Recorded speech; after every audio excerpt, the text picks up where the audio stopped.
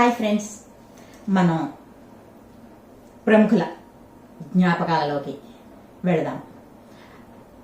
ప్రాతస్మరణీయులు మన జీవన గమనాన్ని చక్కగా నిర్దేశించిన ప్రముఖులలో ఒకరు. ఎవరంటే ఆయన కడప కోటిరెడ్డి గారు. జననం 1886, మరణం 1981. కోటిరెడ్డి గారు స్వాతంత్ర్య సమరయోధుడు, ఇంకా ప్రముఖ రాజకీయ నాయకుడు కూడా. హోం రూల్ ఉద్యమం, ఉప్పు సత్యాగ్రహంలో చురుగ్గా పాల్గొన్నారు. అనేక సార్లు జైలుకు కూడా వెళ్లారు. 1921లో గాంధీజీతో కలిసి రాయలసీమలో పర్యటించారు.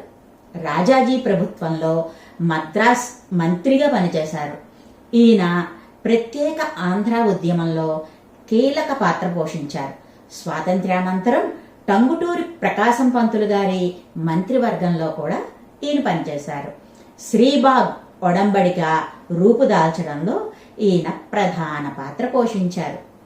ఇదర్రా సంక్షిప్తంగా కోటిరెడ్డి గారి గురించి. మరొక మంచి వీడియోలో మళ్ళీ కలుద్దాం. Bye friends.